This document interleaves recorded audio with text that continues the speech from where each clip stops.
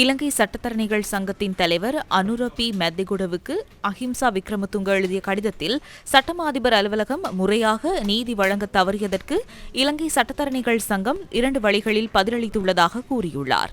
மனித உரிமைகளுக்காக போராடுவதில் சட்டத்தரணிகள் சங்கம் முன்னணியில் இருப்பதாக அனுர பி மெத்திகுட ஊடகங்களுக்கு விடுத்த அறிக்கையும் இங்கே மேற்கோள் காட்டப்பட்டுள்ளது.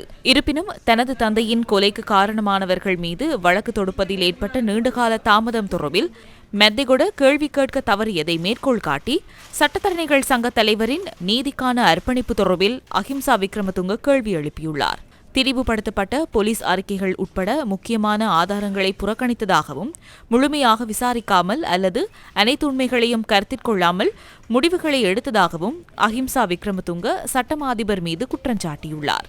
சட்டவாட்சியை குறைத்து மதிப்பிடலுக்கு உட்படுத்தியதற்காக சட்டமா அதிபருக்கு எதிராக குற்றப்பிரேரணையை கொண்டுவர வேண்டும் எனவும் அவர் மேலும் கோரியுள்ளார். தனது தந்தைக்கு மட்டுமல்ல, பாரிந்த ரணசிங்கவின் மேற்பார்வையின் கீழ் தவறாக கையாளப்பட்ட அல்லது கைவிடப்பட்ட வழக்குகள் அனைத்தையும் பாதிக்கப்பட்டவர்களுக்கு நீதி கிடைக்கும் வகையில் வலுவான நிலைக்கு கொண்டு வருவதற்காக செயற்படுமாறு அஹிம்சா விக்ரமதுங்க சட்டத்தரணிகள் சங்கத்திடம் கோரியுள்ளார்.